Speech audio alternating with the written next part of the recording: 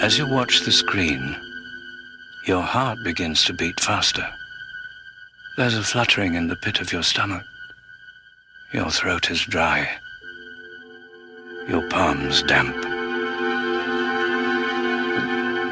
Suddenly a chill runs down your spine. You clutch the person next to you. You tell yourself, it's only a movie. It's only a movie. But sooner or later, it's time to go home.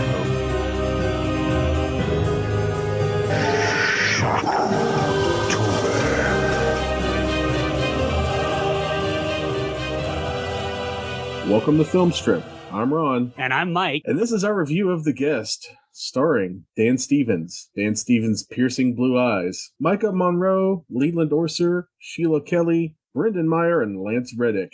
Directed by Adam Wingard and written by Simon Barrett, The Guest was released in 2014 with a reported budget of $5 million. It only grossed $2.7 million at the box office, but despite that disappointing performance, it's become something of a cult movie with a growing following. And it hasn't harmed Adam Wingard's career any, because a few years after he does this, he goes off to do King Kong vs. Godzilla, which you can hear about in the Film Strip archives. But before we get into all that, Mike, why don't you tell us a little bit about yourself? Or at least tell us the bits that aren't part of your classified military files from Fort Kenilworth. Yes, first of all, my name's not really Mike, but I am not allowed to divulge my real name because I killed somebody and burned him alive. It burned him up so that I could steal his identity. Film Strip listeners probably know me. I've been on several times before. Mike Scott. I am the host of Adkins Undisputed, the most complete Scott Adkins podcast in the world. I gotta stop doing that accent because it keeps sliding into Scottish. I had it down, Ron, like a year ago, and now I've just lost it. But I also do stuff with the Dana Buckler Show. I've guested on shows like the Cobwebs podcast, Action Drunkies with our mutual friend Rob Antiquera, several other things. I'm kind of a podcast whore, honestly. I will just show up wherever somebody wants me to, put a microphone in my face, and I'm good to go. Well, and that's exactly what we thought. Because when we were talking about doing Halloween movies, we wanted to do something that was Halloween themed, but we're not going to go back and redo all the Halloweens because we've covered all those. So one of my favorite non-Halloween movies is actually this one, The Guest. And you're probably the first person that popped up when I was talking to Jay about putting this one on the schedule and who we could do this movie with. This is my Halloween movie. I watch this every Halloween, so I am super excited to get to talk about it. And I am super excited to talk about it with you. Before we start actually discussing it, what is your history with The Guest? So, as you know, Ron, I live in Salt Lake City, Utah, the home of the Sundance Film Festival. So this first popped up on my radar in January of 2014 because it had its premiere at Sundance.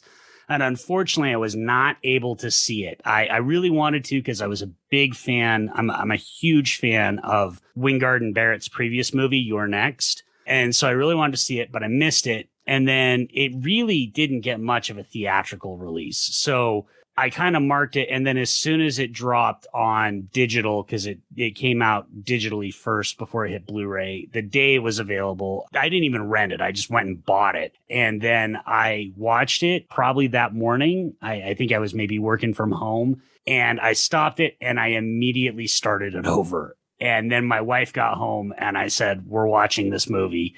And so I actually watched it 3 times the first day that I was able to see it because it hit me, man. This movie really hit me. Like it's everything I wanted it to be. So I couldn't have been happier when I first saw it. I was first exposed to The Guest because we still had a video store. We had the late lamented Wild and Woolly Video here in Louisville. And this was on... When you went to Wild and Woolly, one of the things I would always do is when I would go to a particular section, especially the new releases, I would look and see what the staff liked because the staff had really good taste in movies.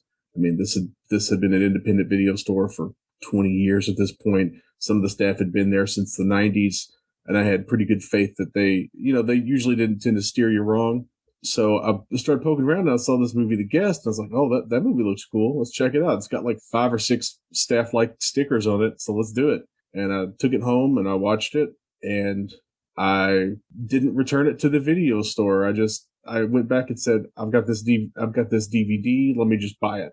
So I bought the physical DVD from the video store that I rented it from, and it has stayed in pretty regular rotation for me ever since. It's been a while since I've watched it before this time, but man, I'm kicking myself for not making it a regular part of the rotation, even outside of the Halloween time, when I need that little taste of fall in New Mexico as it is. Yeah, well, and that's what's one of the things that I think is so great about it, is because, it is a Halloween movie. I mean, it takes place on Halloween. We'll go through the plot, but climax takes place at like a Halloween. They're setting up for a Halloween dance. There's pumpkin carving. There's Halloween parties, but it also functions unlike some Halloween movies where I know there's a lot of people that will, they watch horror all year long, but there's some horror movies that to me, they just feels like watching them not in October feels kind of wrong. But this one plays all year long because it also works great as an action movie. And so you can kind of just watch it anytime you want to, because it's really a terrific blend of sort of action and horror. And as you know, Ron, I'm, as much as I like horror, I'm an action guy first and foremost. And so that's one of the other things when I first saw it that really resonated with me is I did not expect this movie to go as hard as it. There's not a ton of action scenes in it, but the ones that are there, the movie goes pretty hard on. And I was not expecting that. Yeah. And it's a good variety of action sequences too. It's not just, one or two things. It's not just like a shooting or something or a car chase. They really seem to go out of their way to get a few different kinds of action scenes in, and it's really kind of a showcase for the action ideas that they had. And I think it works really, really well as an action movie, and I think it works really, really well as kind of sliding into that, like you said, that action horror niche that some of my all-time favorite movies kind of reside in. I mean, what's the Terminator if not like an action horror movie? Yeah, no, absolutely. And Wingard and Barrett have actually cited the Terminator as kind of one of their influences on this. And I agree with you. For me, action horror is my favorite subgenre of horror. I actually just did a little cross promotion here. I did a podcast with my friend Lindsay Wilkins, the Schlock and Awe podcast, where I was arguing that The Raid is actually a action horror movie, not a straight action movie. I really like it when you can blend those two genres together, thinking of things like also like Neil Marshall's Dog Soldiers and even The Crow. As much as I love horror, I don't love really nihilistic, bleak, dark horror. I'm looking at you, Brian Bertino. I like it when it's got a little bit more oomph to it, a little more blood in its veins, if you will. And so that's why I really like horror that can incorporate action elements like this one does. I'm actually there with you on The Raid as both an action movie and a horror movie. It feels kind of like if the people under the stairs weren't just a bunch of unfortunate children and they were gang-affiliated murderers looking to collect the bounty because they just seem to come out of the walls in The Raid. Yeah, that's what I argued. It's functionally indistinguishable from like a zombie movie, right? You've got a small group of heroes who are besieged on all sides by these, people that are like unstoppable killers, essentially. And I've gotten a lot of pushback from people on that. And I always tell them, watch The Raid through the lens of a horror movie. And I've gotten pushback even arguing that on the Terminator, that people are like, no, it's sci-fi action. And I've told people, Dana and I, as you know, Ron, we did a deep dive on the Terminator series, and we talked a lot about that on that first episode we did, where I said, how is the Terminator any different from Jason? He's literally Jason Voorhees just as a robot. Now, admittedly, James Cameron is a better director than any of the Friday the 13th movies ever had, so it hits harder and it looks better, but the Terminator still basically it's a slasher movie. It just is dressed up in sci-fi tropes. I'm glad you mentioned the Terminator series you did with Dana, because that's an incredible series, and it's one I've actually gone back to re-listen to. And I don't typically go back to re-listen to podcasts like that, but that was some great work that you guys did, and and especially that episode on the first Terminator. That's a really, really good one, and that's a really, really good point. But speaking of mixing your horror with your action, I'm going to go ahead and jump right into this plot summary that I wrote. That's probably too long, but I'm going to read it all anyway. I'll just sit here and think about Dan Stevens' dreamy blue eyes while you're reading it off. A lot of people didn't come home from Afghanistan. Among them is Caleb, the oldest son of Spencer and Laura Peterson, brother to Luke and Anna. As the family grieves, they're visited by a friend of Caleb's from his old unit, the devastatingly handsome David Collins, sergeant from Caleb's old squad who wanted to come help his friend's family find some closure. He's polite, handsome, friendly, handsome, charming, and handsome, so Laura allows him to spend a little time with the family and get readjusted to civilian life. Sure, Spencer's having trouble at work and Luke is having trouble at school, but there's no problem that David can't offer a solution to. When Luke gets punched at school, David takes Luke to the bar where the bullies hang out and he beats the whole gaggle of teenagers unmercifully, dropping a big wad of cash to keep things hushed up. That night, David goes to a Halloween dance after 20-something Anna gets guilted into taking him by her mother. David is again charming, handsome, and charming, making friends with all of Anna's friends and saving Anna's friend Kristen from a pushy ex-boyfriend.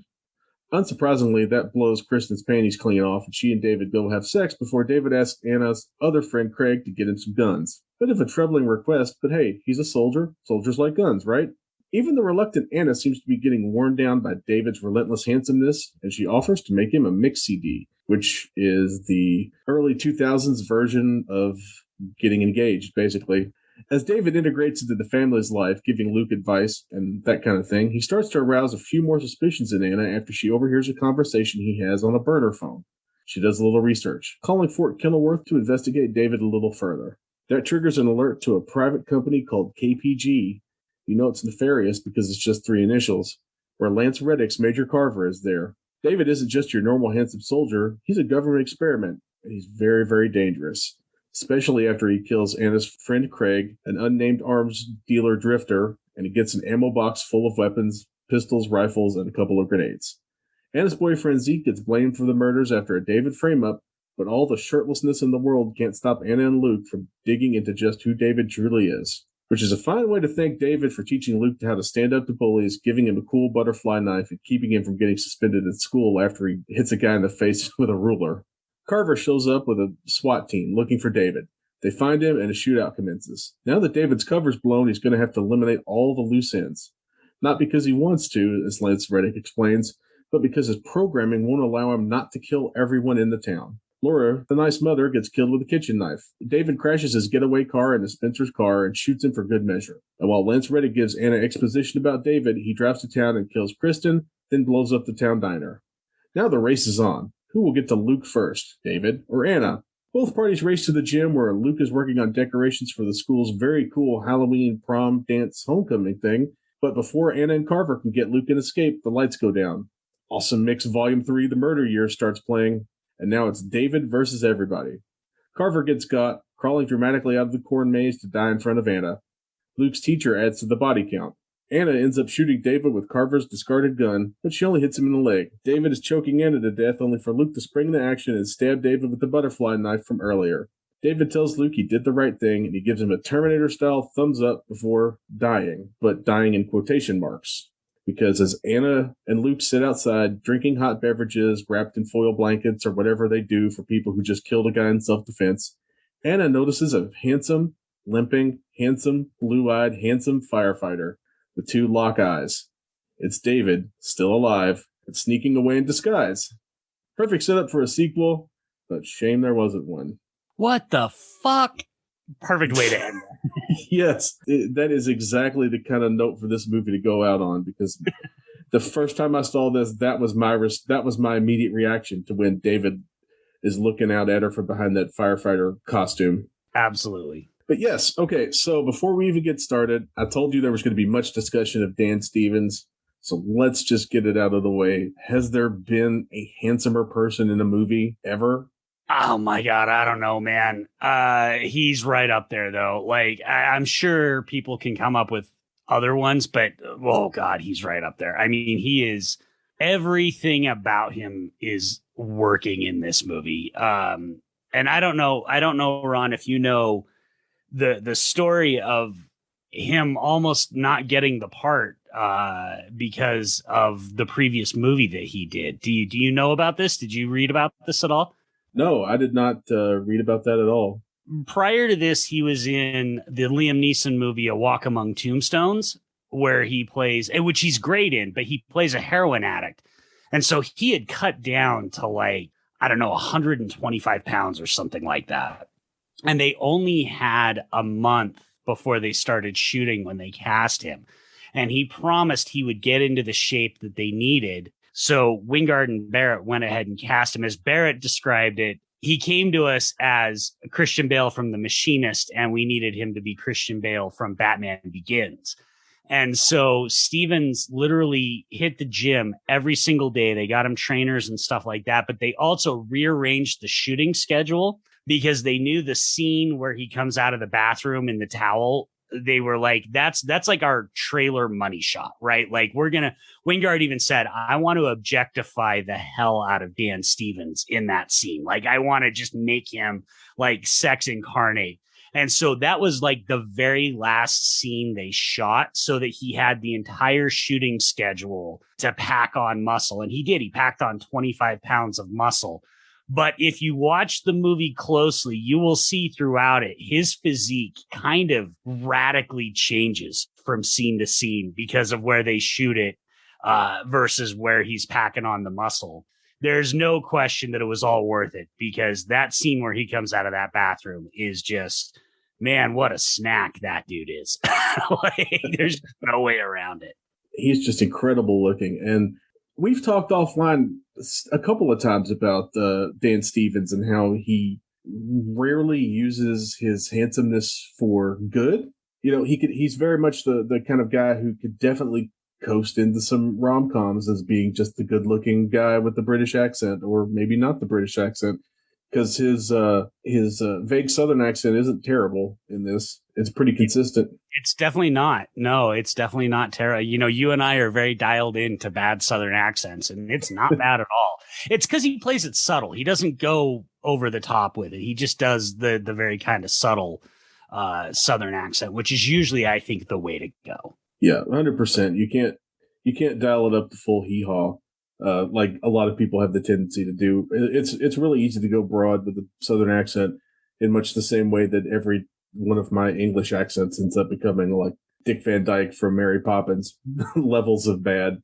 He's really the engine that drives this whole movie because you see him, he's so handsome, he's so nice, he's so charming. He's only slightly off kilter in the beginning. There's just a few little things where he looks slightly askance. There's what I love about the start of this is, sorry, I didn't mean to cut you off, but this is kind of on point. There's a real blankness to him that I think really works. Like, he turns on that smile and that charm, and his smile in this movie is just exceptionally perfect. But when he's not talking to somebody, he does something, I think it's really subtle, but it's really cool, where his face just goes blank. And as the movie goes on, you realize it's because he doesn't feel, there's no actual emotions that he's feeling. Everything he does is a front, whether it's anger or charmingness or being funny or romantic or whatever. It's all a front. And there's a couple of scenes in the very beginning where you can see it, where he just kind of, when she goes to cry and leaves him alone, there's just, when she comes back, there's just a look on his face where he's just blank. And then he looks at her and he smiles again and he points at the picture and he goes, see, that's me right there. But you can see it for just a second before that. There's just nothing going on his face. I cannot sing his praises in this movie highly enough. Without him, I don't think they can make this movie. Or if they do, I don't think it's nearly as good as the movie ends up being because, spoiler alert, we both seem like we're pretty big fans of this, but when we get to the popcorn ratings, we'll talk more about that. Yeah, that's one of my favorite things that he does. You can see his emotion filter just turn off and turn back on with whatever he's supposed to be feeling at the time, whatever he thinks he's supposed to be feeling. And there's just a slight pause, especially in the beginning, where you can see that it almost seems like he's reading a situation. It's like, oh, I should smile here. Smile. Oh, I should look slightly concerned or chagrined. I should look down and give like a little scuffy chuckle and accept this guy for his offer of a beer. Man, this guy can also put away beer because it looks like in that hangout session he has with the father, it looks like he houses a six-pack by himself, which is without even blinking. Well, and they even comment on that because Spencer says, man, you can put away your beer. And he's like, yeah, I guess so. Or I even think he maybe says something like, I have a high metabolism or something like that. And that comes back to when he's driving Anna home later and he's like, I'm driving, you're stoned. And she's like, how are you any less stoned? And he just goes, I'm bigger than you. And we know that it's actually no, because he's like some, genetic experiment. And so he's probably like Captain America. Like he probably can't even fucking get drunk, but like he plays everything off so naturally initially. We as the audience know something's off, but you could absolutely see why none of the characters would figure that something's off. Because again, you're also dazzled. I mean, I know we're talking about how hot Dan Stevens is. That's, I think, imperative to the character, because you have to be dazzled by how attractive he is, so you're not noticing all the other weird things that he's doing. When he smiles with those baby blues, you have to be like, oh, that seemed weird, but no, he's smiling at me now. Like, it's fine. I'm sure it's fine. It's not a problem. He's not a psychopathic government experiment gone wrong at all. No, it's fine. Like, it's very important that he is as attractive in this movie as he is. And it's not even just that he's attractive, but that's a big part of it. He's also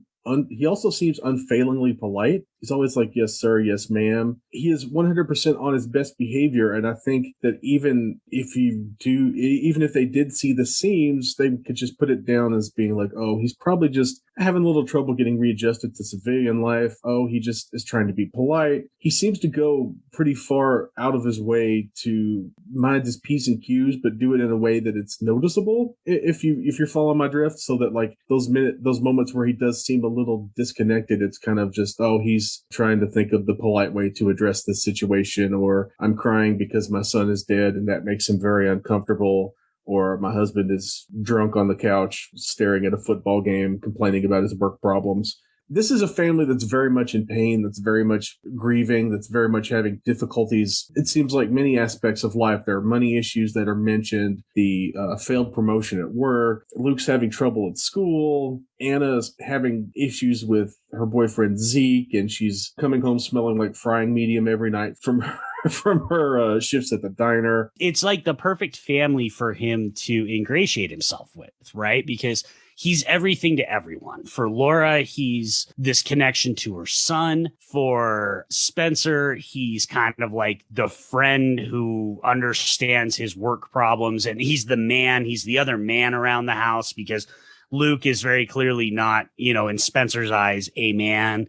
And so David gets to be that. For Luke, he's the protective bigger brother, because we definitely need to talk about the bar scene at some point. And for Anna, she's the one that he sort of misfires with, which is why she's the first to figure out that there's something going wrong with him. But even with her, it's like, oh, he's the charming, well put together guy that Zeke isn't. So he literally positions himself as the perfect person for every person in this family and adjusts his personality for each one of them. With Laura, he's like this just kind, polite young man. But then he goes to the party with Anna and he's bringing in kegs and he's smoking weed and he's banging Kristen. He's one of the cool guys. And with Luke, he's like, he's going to defend him and protect him. It's really kind of very clever the way the script establishes, again, so subtly, that he's shifting his personality as he interacts with every single person. It never comes across in a way that doesn't feel organic, or that wouldn't feel organic to the people in these situations, because it comes across as like, oh, he's starting to let his guard down. He's starting to get readjusted. He's starting to get back on his feet. He figures out the best way to get to everyone. Even, it seems, Anna, she never completely drops her defenses. And I'm not sure if that's just because she's kind of positioned as the outsider, even in the family. She's always walking into these situations and observing them rather than directly interacting with David. Yeah, I think so. And I also sort of get the sense that I'm reading in between the lines here. I also sort of get the sense that she was maybe the closest one to Caleb. She maybe already has a little bit of an inkling that this doesn't really feel like somebody that would be good friends with Caleb. You know what I mean? Like she's definitely the observer because she already feels like the outsider. Like that's the whole point, I think, of setting up her relationship with Zeke. You know, she is the outsider. She's not the bad girl, the black sheep of the family, so to speak, but she kind of is because Zeke's a, useless drug dealer. Even though I love Chase Williamson, I love him in every movie that I've ever seen him in. But, he's kind of the useless drug dealer. And so there is this part where she's like inherently distrustful, whereas the rest of the family is hurting so much that they're so desperate to have a surrogate Caleb back in the family that they're willing to just overlook everything. We especially see that like with Laura and Spencer. Like Laura is just so blown away by the end, when they come for David. She just can't even wrap her brain around the fact that somehow, something's off about David and men with guns are coming to kill him. To me, the person who seems willing to overlook David's flaws the most is Luke. And I think that's because we see David and Luke spend the most time together. And I'm not sure if that is some sort of lingering protective instinct on David's part, or if he just sees that Luke is the easiest mark in the family because Luke is having so much problem at school and is getting bullied and is, getting picked on by the cool kids and stuff. And that's a way for David to kind of get his hooks into someone pretty easily because Luke is clearly drifting and is in need of sort of a big brother figure, a protective figure. Well, I think it's the protective, because the thing, for me at least, my interpretation of this is David does not come into this family's life with the intent to kill them. He comes into their lives with the intent of protecting them because he was friends with Caleb. We know that because he says, yeah, we were in the same program together. And so I think he legitimately comes into this family's, because otherwise, why does he kill Spencer's boss? Right? He's legitimately trying to make their life better. It's only when everything starts going to shit that he realizes the mission's gone foobar and his programming kicks in and he's got to eliminate, any witnesses. But I think at the start of the movie, for about at least 50% of the movie, David is here to support and help this family in his fucked up way. And so I don't think it's that he's like sociopathically ingratiating himself to Luke. I think he legitimately sees Luke being beaten at school and wants to protect him because that's what Caleb would have wanted him to do. Like for me, and I know there's a lot of interpretations of this movie, but for me, David isn't actually a bad guy.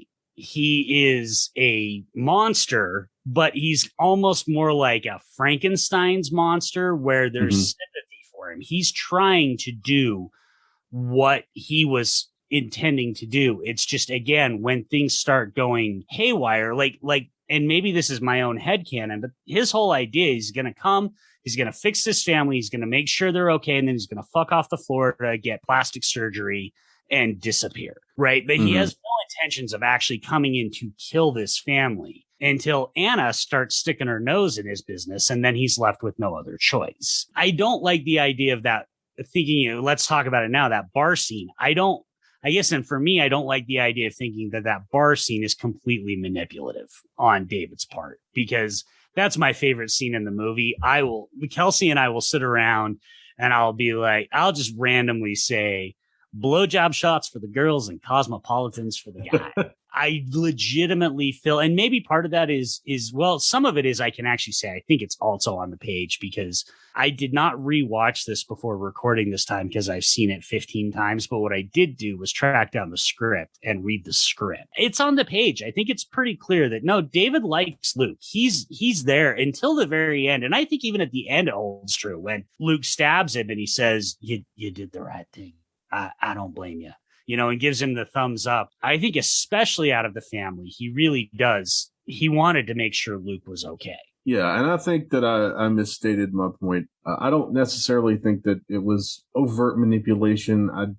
I think there was something I feel like there was something also in David's programming that helped him pick the proper targets, I guess. Because for me, the whole thing about David's programming suggests to me that he is some sort of infiltration specialist because he's supposed to absolutely cover up his own things. And I think that he both wants to be helpful to Caleb's family and to help his friend, but I also think he can't escape the program that was given to him. And I think that's pretty much throughout the movie one of the things they kind of end up going back to, especially in this bar scene. We can't overstate just how like charming he is, how good he is with Luke, how quickly they seem to establish a rapport, which, having been an awkward teenager, I have no doubt it would have been like pulling teeth to establish a rapport with me at that age, especially when, you're just some friend of my dead brother. Man, David is so cool throughout this movie, but no cooler than in this bar scene, because it's very much, he does antagonize the bullies, but if someone got me a free drink, I don't think I would be too particular. I love the way that he just does little things, like when he first meets Luke and he's like, "You look like you got in a fight," and Luke's like, "No, I got hit by a football. I wasn't paying attention." And you just see this look on his face and he goes, "Yeah, that can happen." And that he knows that Luke is full of shit. And so it's like, again, it's one of those things where he doesn't have any incentive really. But I do agree with you that it is still part of his programming, because he could have shown up at their house at any time. It's not by accident that he shows up when Spencer's gone, because he knows he can get to Laura. Like, Laura's his in, right? And then Luke is his bigger in. And so it's all calculated. So I agree with you completely. But I do think, because I've seen some people that just are like, "Oh, he's just a monster and just everything." And I'm like, that's just not my read on the movie. And I'm not saying you were saying that, but I've seen other people say that. It's calculated, but it's calculated so that he can make sure the family's okay until, again, it all goes to shit. It harkens back to the parable of the scorpion or whatever. The scorpion and the frog. The scorpion and the frog. Yeah, the scorpion stings a frog and it's like, "Why'd you do that?" "I saved your life." And like, "Well, I'm a scorpion. It's what I do." I think that the only thing that David could have done with his particular set of skills that he would have been more effective at would be like a car salesman. Yeah, or the stock market, right? Working in a boiler room, like hanging out with Vin Diesel, working in a boiler room, selling penny stocks. Yeah, being in the movie Boiler Room. Yeah. Yeah. But no, I agree with you. But it is, and that's what I love about this movie, is that this movie requires us, even though we know something's wrong. We know from minute one, we know what kind of movie we're watching. We know something's wrong, but it still requires us to be invested and hope that maybe David's going to somehow break his programming or something along those lines. Maybe it's a Universal Soldier thing and he's the Van Damme instead. And it's like, no, he's the fucking Terminator.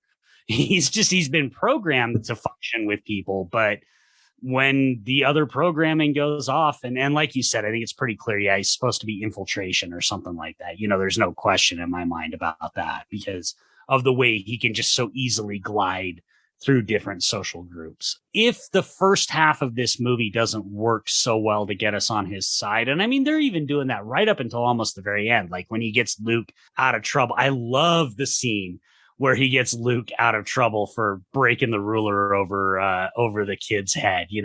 What name did he call him?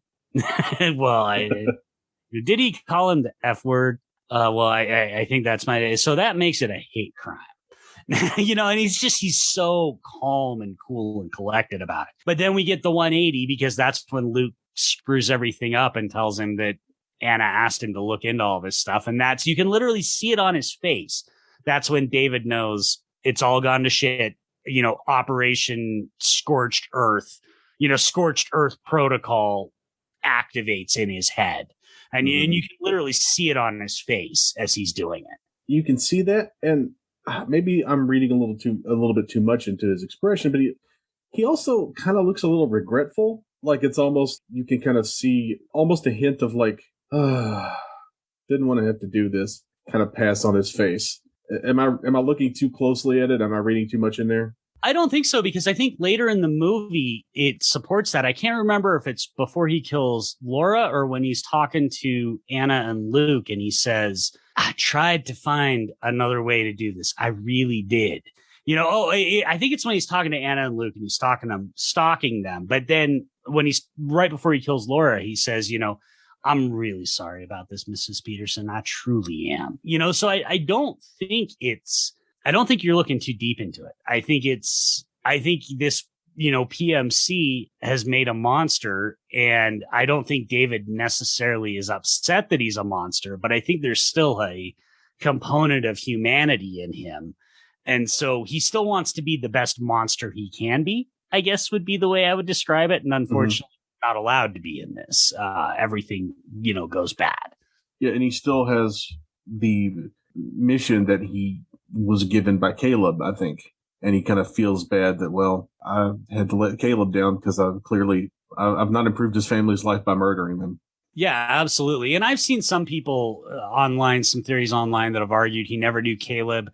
Or even I saw a ridiculous theory that he was Caleb, which just flies in the face of not just the movie, but everything Wingard and Barrett have said. I think it's pretty clear that he did know, I think people get confused, because we're calling him David, but the movie makes pretty explicit. He is not David Collins. He is somebody else. In his escape, he killed David Collins, took his dog tags, took all of that stuff. But I don't think that means he didn't know Caleb, because we see the picture at the very start of the movie where he's there with Caleb.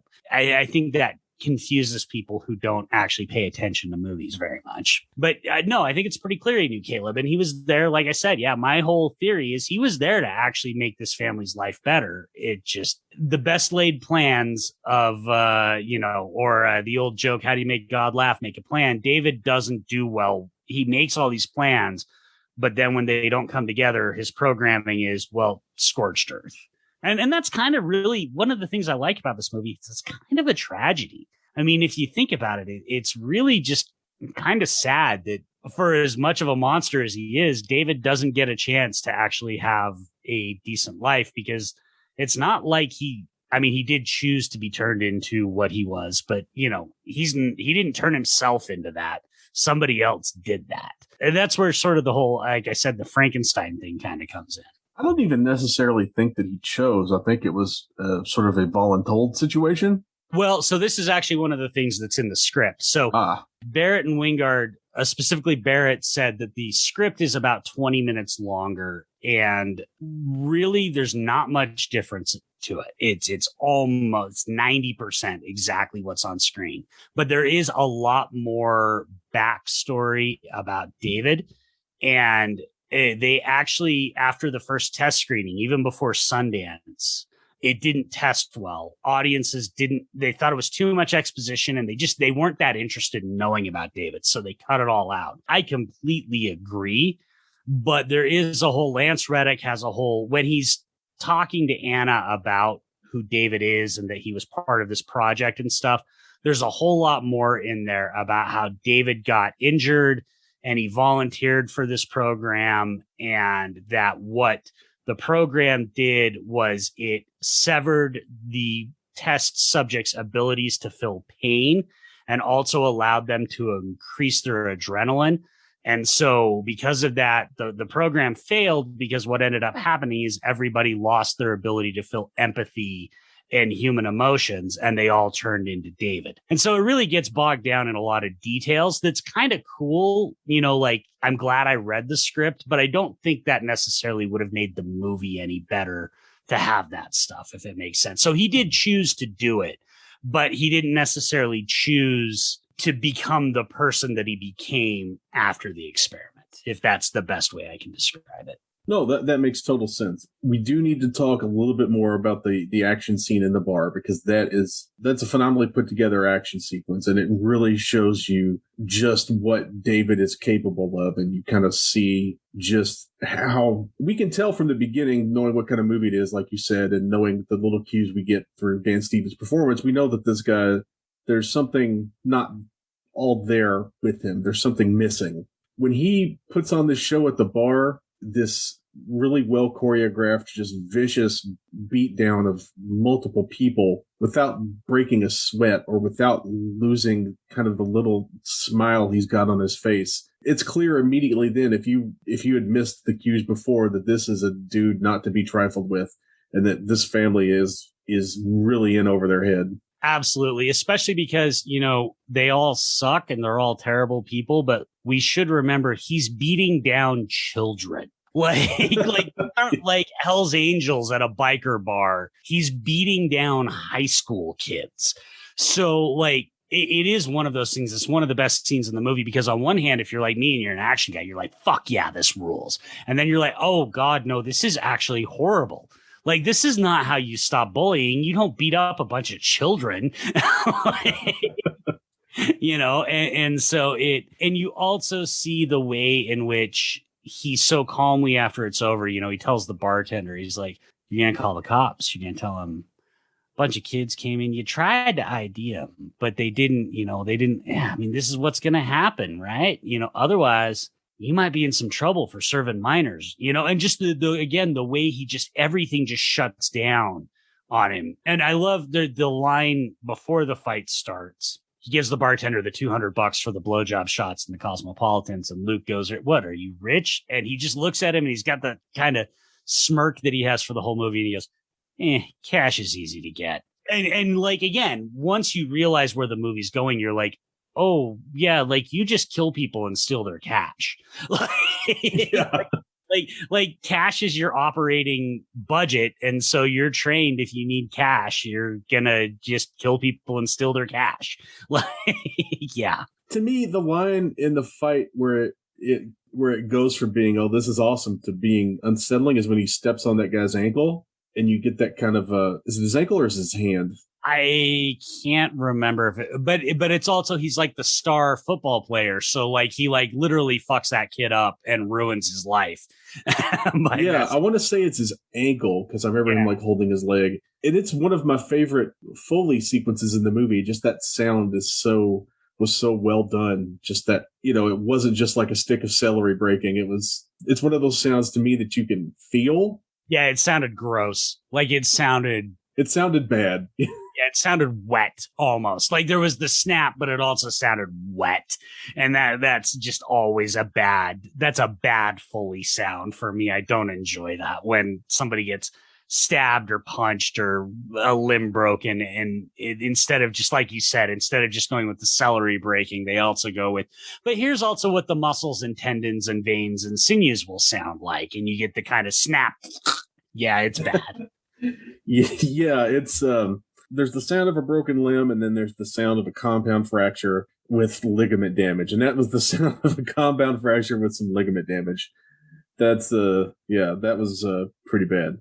But it's a nice segue to see him. It's nice to see him kind of handle his business and to establish that he's a dangerous person, and to establish that this is a guy who has more tools in his belt than just the hammer, but he will not hesitate to go to the hammer when you know you present him with some nails. You know what I'm saying? Yeah, like, and it's a big fucking hammer too. Yeah. It's a sledgehammer to that guy's ankle. Because man, it's a great action scene because it's fun, but I really appreciate the fact that they don't let you sit in the coolness of it. You don't get to go, yeah, that was dope, because he shatters that kid's ankle. And it's like, oh, that's just one step too far. You know, I was okay with you throwing the Tabasco sauce in the kid's eyes, which to me is the second most painful thing that he does in this fight sequence before the smashing. But man, they give you a cool action sequence, but they don't necessarily let you enjoy it because it ends on like a queasy note. Yeah, absolutely. No, I love it because everything that you need to know about the movie is contained in that scene. And even when it starts, again, you know, I don't want to belabor the point, but the face acting that Dan Stevens is doing in this, because, you know, he's all charming. He's like, blowjob shots for the girls, Cosmopolitans for the guys. And the one guy comes over and he's like, I don't want it. Why didn't you take it? And he dumps it on his head. And again, the face acting of like, he wipes it out of his face and he smiles. It's not the same charming smile. It's I really wanted you to do that so that I can fucking wreck you smile. Like, and again, he does the blank face before he goes to the smile. And so it's just everything about him in this movie is so, you know, we've said charming and likable, but also so weirdly off-putting. He's like the uncanny valley as a human being in this simple. and it's amazing. Everything he does is just a little bit off, and it doesn't ever feel right. You watch him and you just don't ever feel quite right watching him do anything. And that segues nicely into after he ruins that kid's career, he goes to that Halloween dance with Anna. And when he's being introduced to all her friends, particularly when he's messing with Craig at the table, there's that nice little delay because he seems to. So when Craig is like, "Oh man, thank you for your service. We're glad you did it," or whatever. Or the moment when David starts messing with him is just so well done because his face is so blank and it's so easy to read. We know what happens when his face goes blank. We just saw him pulp a kid's ankle. We know that this could end very badly. And they hold it for an uncomfortable amount of time where he's just not even mean mugging Craig. He's blank mugging him. And you just watch Craig squirm and squirm and squirm and squirm before he finally clicks over and he drops that little smile and he says, "I'm just messing with you," or whatever. Yeah, no, absolutely. It's but you wouldn't support us by doing anything like enlisting, right? And it's just, and he just, again, perfect casting, very small role, but casting Joel David Moore, who I think is a great character actor and very, sort of has a very expressive face. So it's a very nice contrast because he does such a great job of doing all the squirming and they're like, no, man, I didn't mean that, while contrasted with Dan Stevens' just blank face. And again, then you can literally see it. The switch flips. It's almost like the programming is saying, you're being too uncomfortable. You're going to blow your cover here. You got to, you got to mellow out the situation here. And his eyes light up and he smiles and he's like, "I'm just messing with you, man." This is such a hurricane of an acting performance. But then they're smart enough to also surround Stevens with the right kind of actors who can play off of him. Another example of that is that the same thing when he's having sex with Kristen and she's on top of him and he's just there flat, placid, like nothing, and she's like, "It doesn't seem like you're into this." And all of a sudden he like grabs her and jumps on top of her and gets all, aggressive and all into it. Because again, you can see it's again, that programming saying you're fucking up here. You're blowing your cover. You've got to act like you're into this. And so again, it's a nice contrast or not contrast, but companion to the bar scene as far as outlining exactly who David is. Yeah. And that's a great point to talk about, particularly the actors around him responding to him do a lot of the hard work of establishing the character and of establishing those little, because it seems like as the movie goes on more, we get more of those moments where David's programming starts to slip a little bit, or we get more of those pauses where he's stuck in neutral, where he's out of gear. The transmission's you can almost hear the transmission grinding as the programming pushes him into one direction or the other of how to respond to these folks. Yeah, absolutely. And it's, you see it. There's just, man, Ron, I don't even know how to deal with all the little things that I love in this movie because I don't want to jump ahead too far, but when he kills Craig and Ethan Embry's character, Higgins, he kills when he's buying the guns and he's like, "Oh, I'll take all the guns." And, "Oh, well, you got cash? No, I'm just going to kill you all and take him." And he kills Higgins and then Craig starts running and he goes to shoot him and the gun is empty. And he gets that look on his face again, where it's like the programming is like, this is unprofessional. How did I not count my bullets? And he puts the one bullet in and takes him out, but it's just the annoyance. The other thing I really like is the annoyance that David feels throughout a lot of this stuff, where he's just and as you said, as his plans start falling apart, he never really looks angry at any point in the movie. The worst he looks is just annoyed that his perfectly crafted mission is going foobar on him. And he's just irritated by that, which I love because it would have been so easy by the third act of this movie for them to have him go over the top and just become, full blown Jack Nicholson at the end of The Shining psychopath. And they never do. At most, he just is annoyed by stuff. Because even at the end, when he's choking out Anna before Luke stabs him, he like literally is telling her, he's like asking her, he's like, stop it, it'll be over soon, stop it. He's like literally asking her to stop irritating me, let me just kill you. Like, you're just making it harder on yourself, which is a really fine line to walk. And this movie really walks it to perfection. Yeah, that's one of the things I appreciate the most about this movie is just how well they walk these kind of lines, how well this performance is modulated. Because you're right, it could be really easy to go really broad with it, or to go big, or to go full monster, or even to shut down completely and just become a Terminator type. But there's still little glimpses of humanity behind the programming, or that comes through during the programming. It's still established that this is a person, right? It's not just a killing machine, although he is a very efficient killing machine. Yeah, absolutely. In original draft, he was supposed to be a cyborg, and they decided to go away from that because they thought it would be more effective that he actually was a person. And that makes perfect sense to me. Yeah, he's almost every time he kills somebody, he's almost like apologetic about it. I guess he's not really apologetic about killing Craig and Higgins, but dirtbag drug dealers and gun dealers. So I don't think, it's pretty clear. I think that he looks at them like they're below him. And so he's just doing like, he's a rat, he's a pest controller with them. But like when he kills Mrs. Peterson, when he kills Laura, when he kills Spencer, like I love when he's driving and Spencer's driving up after he's leaving, and he sees Spencer and he's like, he just has this look of like, God damn it, I got to kill this guy now, and then he crashes the car. It's like everybody in the Peterson family, he's very like apologetic about killing them. Everybody else, he doesn't seem to care too much, but everybody in fact, some of them, like, I gotta move on to other actors in this, but I just can't. I keep coming back. When he blows up the diner, the look on his face when he walks away and then he turns around and throws the grenades, and he's got that smile like he's like, it's the 4th of July and shit's gonna go boom.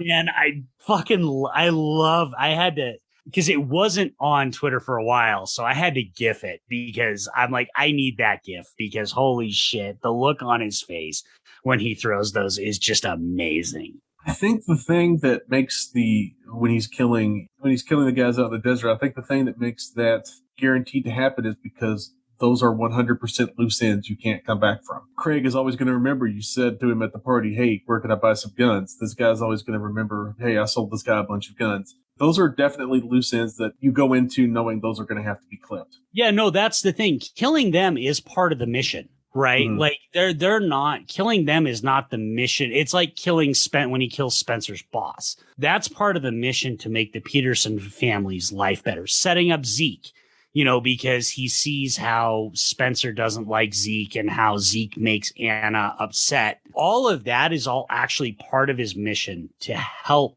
the Peterson family. It's when he blows up the diner, kills Kristen and blows up the diner, that's after everything's gone to shit. And I think that's why you get the different look about it, where he's like sort of almost like weirdly gleeful because he's not on mission at that point. He's just like, I'm just going to blow up a diner. It's going to be fun, And so, because I'm with you, because I don't think for a second that there was never any doubt about killing those guys at the quarry. That's that's on mission. That's part of his operating orders for what he's trying to do here. It's interesting because it kind of sets up the situation at school a little bit, because Luke has been fully taken under David's wing at this point, and he's seen the way to solve these problems can be violence. Maybe I should try violence. So when Luke is at school, we're going to jump ahead to that part where Luke's at school and the kid starts picking on him. We see that the whole thing is you want to be in any kind of combat situation. You want to be quick and decisive. You want to decide what to do first. So when the kid is like poking him with the sharpened pencil or whatever, Luke just turns around and punches him full on in the face, just without any preamble. unlike the really smooth, professional, impressive fight scene that David pulls on at the bar, the fight scene at the school really does feel like a couple of kids getting into a fight in class. Well, especially because once Luke cracks that yardstick over the kid's face and the way he just starts like howling, which again is one of those things where it's like, most bullies are actually cowards and weak. And so it's on one hand, it's kind of cool because it's like, yeah, Luke, stand up to your bully. But yeah, the way the kid, because again, they're still kids, man. They're still high school kids. And I don't think they really make it clear. But I think it's pretty clear Luke's not like a senior, he's probably like a sophomore because he can't drive. So he's probably like a sophomore. So, we're talking about like 15-year-old kids here. And he's cracking that yardstick and the kid just starts howling in pain, which is, again, yeah, one of those things where it looks like kids fighting in school, but it also, I don't know, I'm an old Ron, as are you, but I'm still, so I don't know what high school is like now, but I know when I was a kid in high school, cracking a yardstick over somebody's face would have kind of been considered a bridge too far. High school fights almost had this sort of ritualized rule of you did a lot of pushing, you maybe threw a couple of punches. I'm sure it's different now, but I think that's what the movie's playing in, is that like Luke standing up for himself is good. Luke cracking a yardstick over a kid's face is a bridge too far that is a negative influence that David's brought to him. It very much, in a sense, it very much echoes that bar fight because he just takes that one step too far, just like David. And that sets up one of your favorite scenes, the meeting with the principal, and one of my favorite scenes. And man, it's really well written, and it flows very logically in the way David seems to build his argument as he goes along, taking the little clues that he picked up from Luke before stepping in with the principal. It's almost like he talks to Luke to figure out what happened, and that's when he starts to formulate his plan of attack. And the principal kind of, zero tolerance policy takes all the steps that David needs in order for him to successfully execute his mission. Yeah, absolutely. And I love too, because when Luke tells him what happened, David he gets, again, that smile and he just goes, awesome. Okay. And then because he's like not even sure he's going to go in, but he talks to Luke and then he like looks at Laura and he goes, I'll go in with you, and it's just, and yeah, he walks in and he just immediately, from minute one that principal is not in that principal has no control in that situation. He is not even in the game. He's playing fucking beer league hockey and David's the Tampa Bay Lightning. Like it's not even a competition here. And I do love the way it plays out because again, it's that movie doing the balancing act of making all of this stuff seem very cool while then immediately undercutting it because that scene is cool because zero tolerance in that situation is a crap rule and Luke shouldn't have been expelled. Like that was not a situation where he should have been expelled. And so David's doing the right thing, but then they immediately undercut it by their conversation afterwards. And it's like, oh no, again, this isn't about David doing the right thing. This is about David doing what his mission is telling him to do.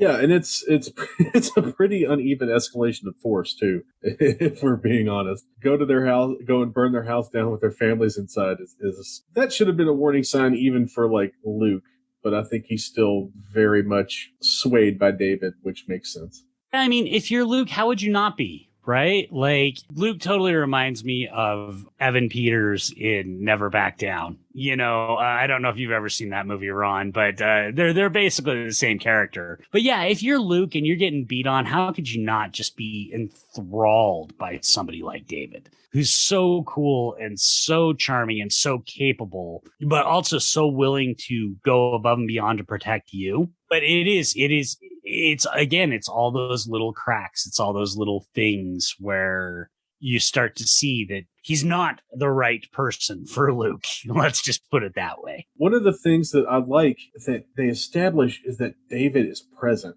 and Spencer never seems to be present in the family. He has very little interaction with the rest of his family. His only interaction with Anna is basically to yell at her. We never really see him interacting with Luke all that much. So it's like this guy shows up. He's here for me. He's here for us. He's here for our family in a way that my father can't be because he's out trying to earn a promotion. It's kind of a fun wrinkle, I think, that I didn't really pay attention to until I watched it here most recently. probably out of some guilt over all the time I have to spend at work and be away from my daughter. That hit me in a way that it never really hit me before.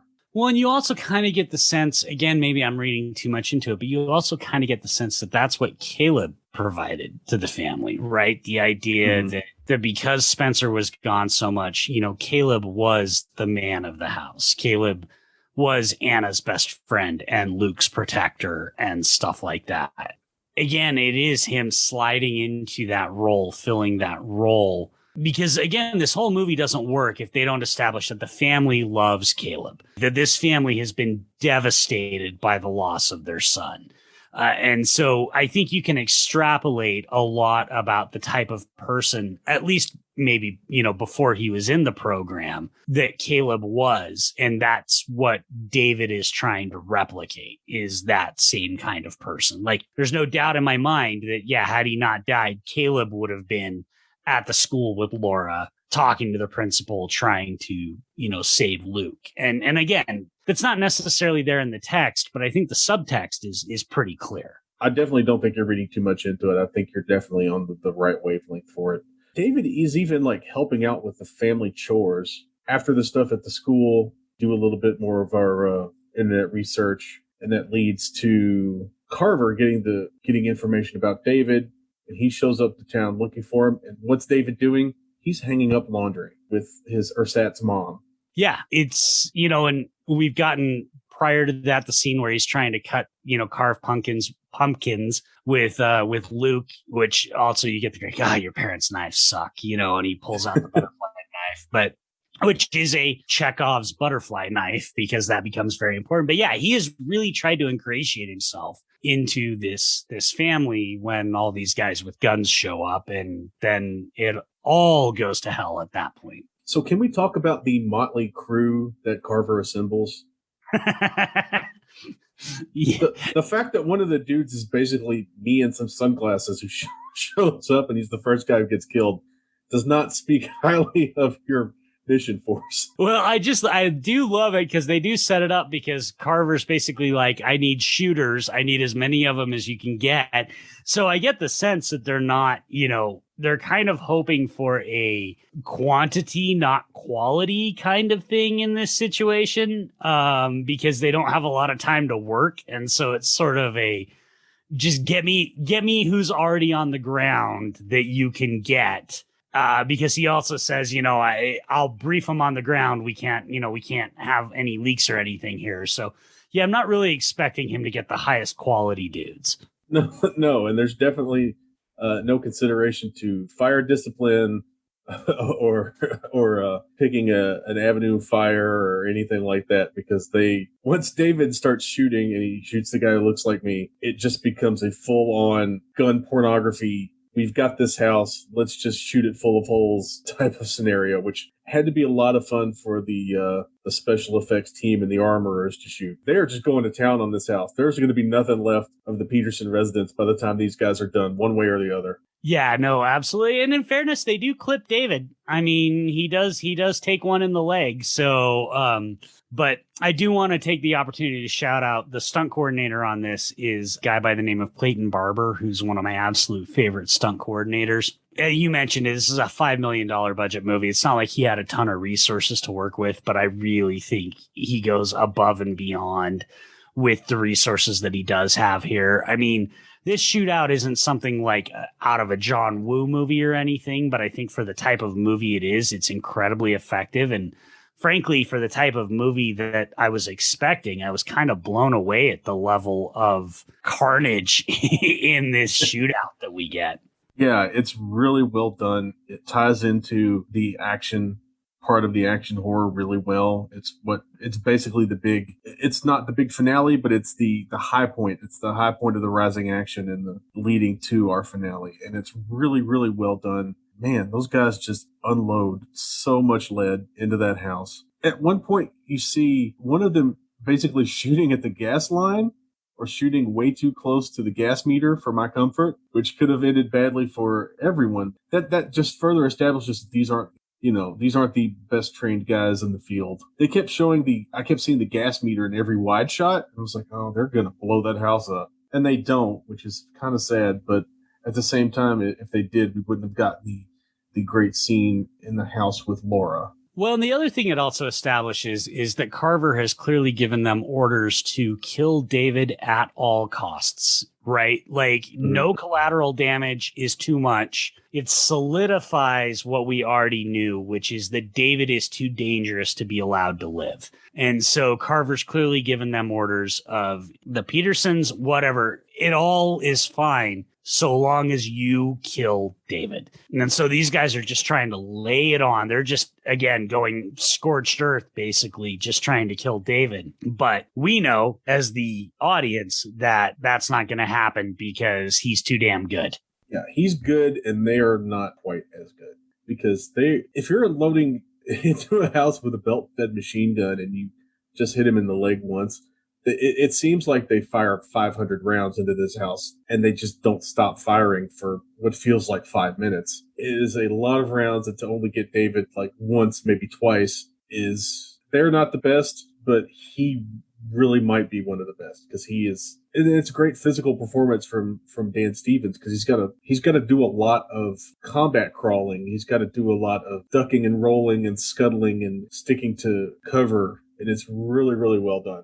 Well, and that's the thing is, this is a guy who is coming from Downton Abbey. Like, it's not like Dan Stevens was some action star, right? He's done a few more action movies since, but it's not like he was some action star prior to this. So again, shout out to Clayton Barber for making Stevens look good, but also shout out to Stevens. One of the things on my show that I always talk about is actors and actresses who are and are not willing to do the work.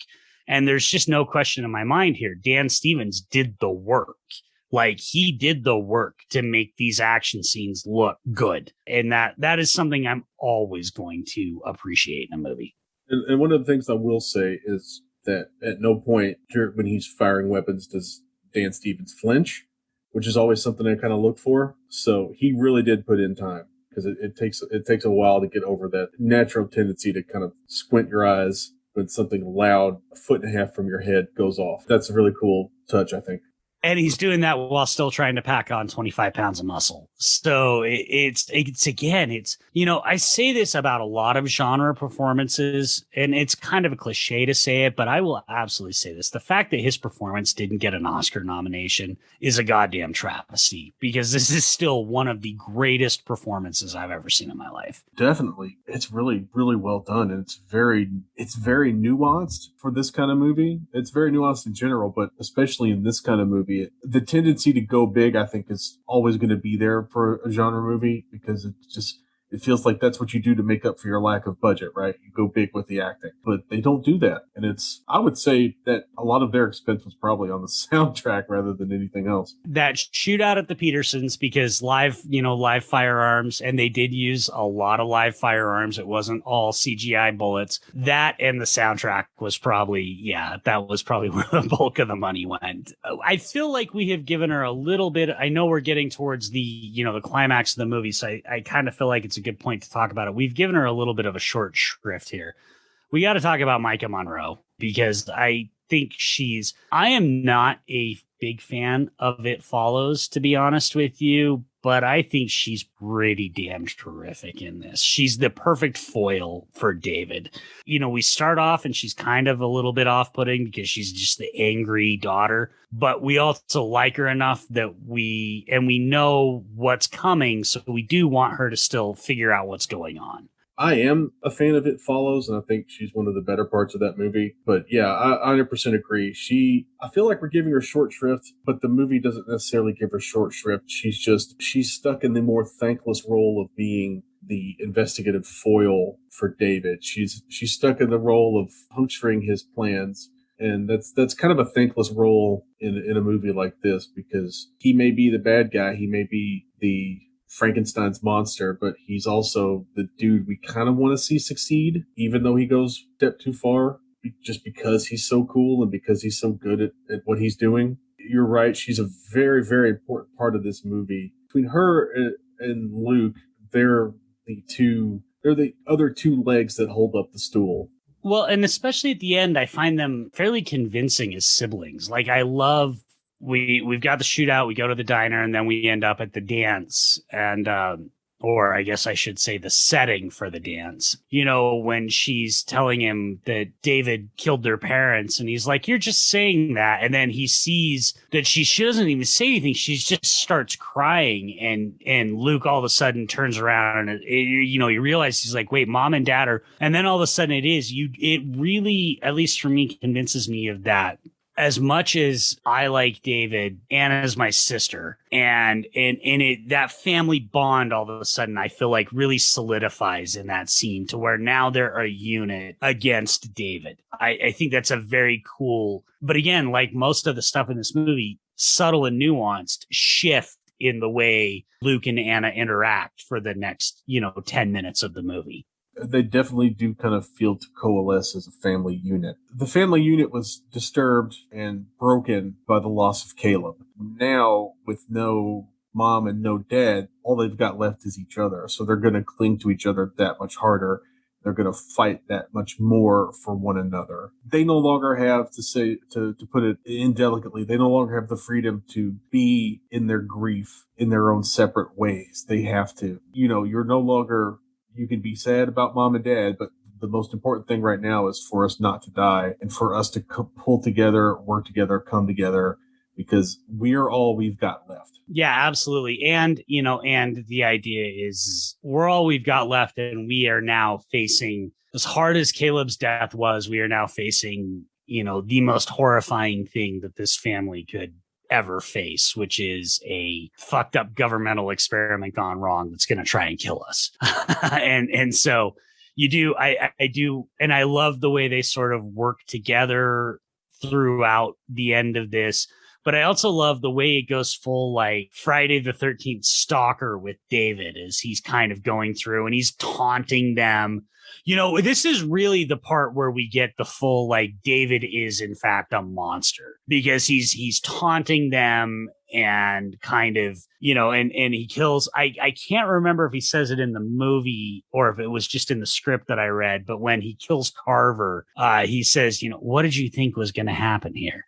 Which I think is just so great. But we do really start to see that, oh no, David is, whatever hope we had of redemption or optimism for David, it's all gone now. We are 100% on Anna and Luke's side. We need them. We want them to live because David is gone. Whatever David we thought we had, he is no more. And they have to work pretty hard, I think, to get the audience to turn on David or to turn on whatever they think they see in David. To me, they knocked it out of the park. To me, it worked really effectively when that turn happens, when that shift is made. They have to push just a little bit farther. They have to push David, the character, a little bit harder towards the monster side of the equation in order at least to get me to stop rooting for him to turn things around or whatever. Yeah, because you keep hoping there's a point where he's going to pull out of it, right? You keep hoping there's a point where, and no, and I'll give Wingard and Barrett credit for that. They never do. They never let him they never soften him up. They never give him this chance of redemption. They're like, no, we have spent 90 out of 100 minutes conning you into liking this guy. And now we're going to drive home the fact that, no, he's a monster. All along, you should have been terrified for this family, which I think is just, yeah, I'm with you, Ron. I think they pull it off amazingly. I think it works like gangbusters. I certainly am not sad when Luke stabs David in the chest. Like, I'm like, oh, thank God. Because they also really establish that he just won't stop. No matter what they do, David will never stop. Kind of, as we've said, like the Terminator. Yeah, he won't stop. And more importantly, I think he can't stop because I think that's one of the things Carver gives in his exposition dump. Carver point blank says he couldn't stop now even if he wanted to. And I don't necessarily know if he wants to take things this far until it's time to take things this far. Like that's been established throughout the movie, David always goes that one extra step farther to make things not comfortable for the viewer. And by the time he goes full Terminator, I think that it feels like a natural progression of how he's handled all these other things we've seen him handle. like in the bar, or when he's dealing with the principal, or when he's dealing with the guys at the quarry, even when he's framing Zeke, he pushes one step past where we are okay with it. And I think by the end, whatever the programming has done to him has made it so he has no choice but to exult in what he's doing to the last two Petersons. He has no point but to start taunting Carver. There's no governor, I think, in place to restrain that behavior. And whatever like human was left in David is locked away in a box somewhere. Yeah, I mean, that's what you really get, right? Is at the end of the day, David really enjoys his work, right? Like, I mean, even if he's trying to avoid having to do all this nasty, dirty stuff, if he does have to do all this nasty, dirty stuff, he really enjoys doing it. And that becomes really clear kind of at the end there. And that's one of the other things I think this movie does really well is it really shines a light on, as an action fan, it really shines a light on the movies that I like, the movies with like Steven Seagal or even John Wick, where, you got these characters that are functionally indistinguishable from David, but they don't carry it that one extra step that David was. But the reality is in the real world, they would carry it that one extra step like David does. And so it gives us this great action hero, but also kind of makes us, and I don't mean this in a bad way, because the movie's not shaming us. It wants us to have fun, but kind of makes us feel shitty for liking this great action hero. And again, we mentioned it before. That is a really tough balancing act to pull off. And man, they walked that tightrope. They're walking across the Grand Canyon on this tightrope and they don't slip once. That's how good they nail it in this movie. The more you watch it, the more I have watched it, the more I appreciate that balancing act, and the more I see places where they could have easily fallen off that tightrope that they're walking. We get to the end of the movie. Luke stabs David with the butterfly knife, like you mentioned, the Chekhov's butterfly knife, and then David tells Luke that he did the right thing, and he gives him a thumbs up before he seems to pass away. I wonder, is David happy when he's been stabbed because now he knows that Luke and Anna can take care of themselves and that he, in the end, has accomplished the mission of getting this family back into a better place to help them get over their grief, to help them repair their lives and to be better off than they were before him. Yeah, I kind of think so. That's kind of how I've always taken it. It's almost like mission accomplished, right? Like I did it. Because that's the other thing is we get the stinger at the end where we find out that he's not dead and he's leaving. And he's not going towards them. He's going away. He's leaving the situation. So, which we've established he could not do if he didn't feel like the mission had been accomplished. And so, yeah, I think so. I think in his own fucked up way, David views himself as kind of like the worst guardian angel known to man.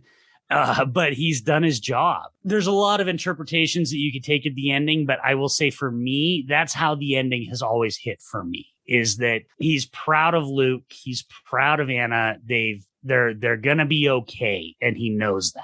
And so that's how I've always interpreted it. It's like Michael Landon hitchhiking at the end of the name of that Angel show he was on. Highway to Heaven, filmed in Salt Lake City, Utah, baby. Yes. So it's like, it's his Michael Landon at the end of Highway to Heaven or his David Banner at the end of the Incredible Hulk show with that sad music playing in the background as he walks away from whatever town he was Lou Ferrignoing through. I would absolutely I would 100% love a series of David just going from town to town trying to like help people, but it always goes wrong. And then he just has to kill the shit out of a bunch of people. But the one person that he's trying to help, like, ends up growing from it because they have to try and kill David. And that's like literally, it's just that for like 10 episodes a season for like 8 years. Would watch the shit out of that show. That would be a show that I would have absolutely no qualms about covering for Den of Geek. I'll tell you that. I'm 100% on board with that. And I'm hoping that this movie, it's probably too late, but I've been hoping that this movie has discovered enough of an audience on home video and through digital to get us some sort of sequel if they even have an idea for it.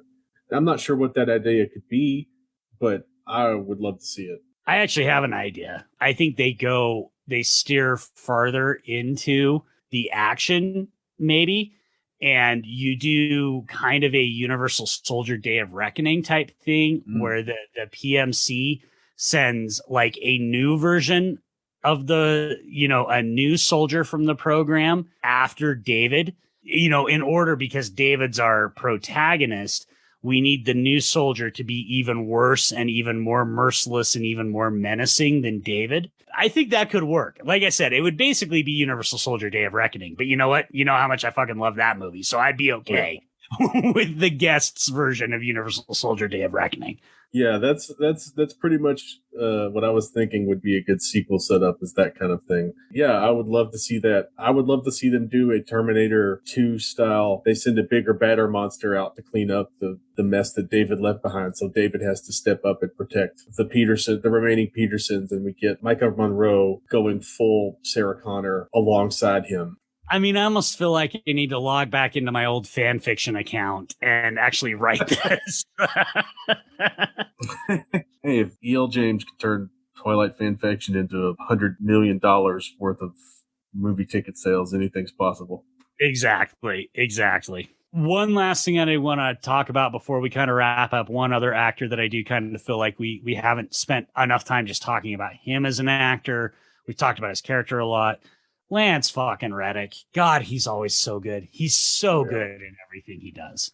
He's so cool. They don't talk necessarily about the organization or what they do, but when they have that shot of Lance Reddick in the boardroom, you know exactly what these people are about.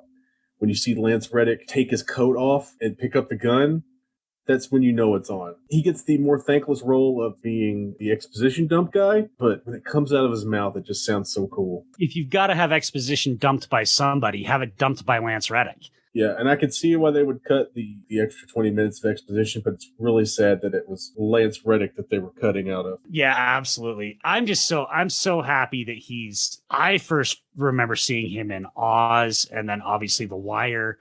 But I feel like now most people know him as the concierge from the John Wick movies, which I'm fine with because he's fucking delightful in the John Wick movies. And I loved in Chapter 3, he actually, got to get in on the action, and that made me so happy. So I wanted to make sure we gave Lance, his credit, because like you said, much like Micah Monroe, he's got one of the more thankless roles in the movie, but he still carries it off and is still delightful in it. Yeah, he's always really appreciated.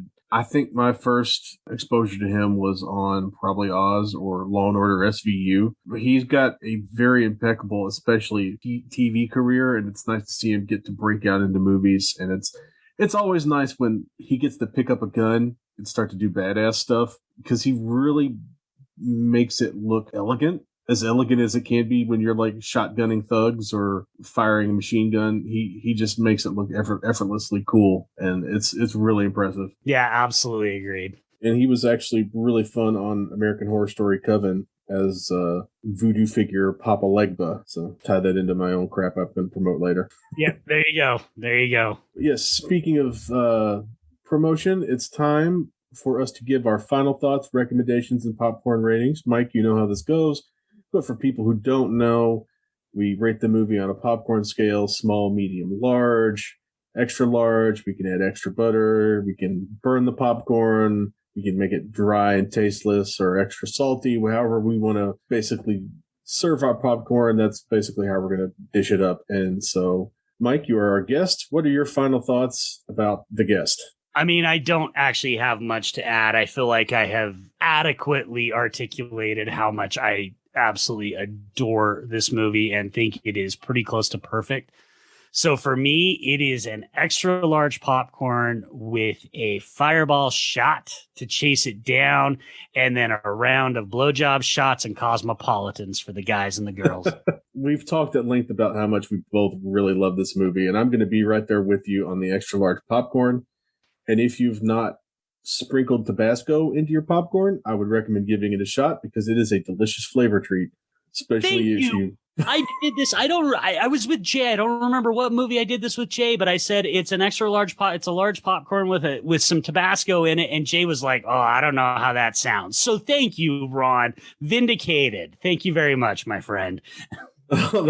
Yeah, that was the whole point of the show, was to me to secretly vindicate you on the hot sauce with popcorn thing, because it is delicious. If you like hot sauce and you like popcorn, folks, try it at home. And speaking of things people could try out, what sort of things do you have to plug for us this evening before I let you go? So, like I said, I will plug that I was just on an episode of Lindsay Wilkins' Schlock and Awe.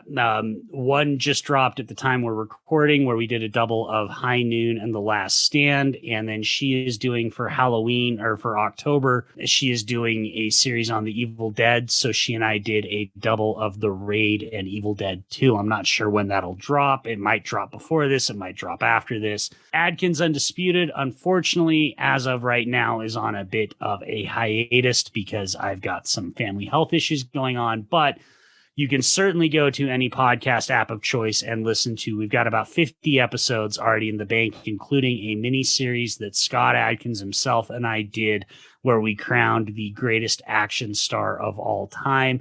So just go to Linktree/Adkins Undisputed Pod, or whatever your podcast app of choice is, and find Adkins Undisputed. You can also follow me personally on Twitter at Hibachi Justice, and follow the podcast on Twitter at Adkins Podcast. Yes, Mike is a great podcaster, and all of his shows are really entertaining. The Ultimate Action Star series is really a lot of fun, and it's great to kind of see the Scott Adkins as the action movie fan and not just the action movie star talking about his work. And that's a lot of fun. It's a great podcast. Check out pretty much anything Michael Scott does. It's all great. I'm 100% in the bag for him. Thanks, buddy. I can't stress that enough. As for me, you can always read me over at denofgeek.com. I'm still covering The Walking Dead. I'm still covering American Horror Story. Will have just wrapped up probably by the time this drops, or will be on its final episode. Go back and check out those reviews, including I talk about Lance Reddick. If you want to go back like 5 years or like 3 years to Apocalypse, he shows back up in that one. It's always nice when Lance Reddick shows up into things. But yeah, check me out over at Den of Geek. And as always, you can like, rate, and subscribe to the podcast at the podcatcher of your choice, be it iTunes or one of the many Android derivatives. Wherever you catch it, if you can rate it. Please give us 5 stars. All that stuff helps out the show. It seems like every podcast has to beg for this sort of thing, and we all do, because it's very important to us, because the end goal of our fun hobbies is that we spread the gospel of The Guest and movies like The Guest that we love to as many people as possible without blowing up a diner or murdering a bunch of character actors. Yes, like, rate, and subscribe. And for Mike, I'm Ron. Thank you for listening to Film Strip.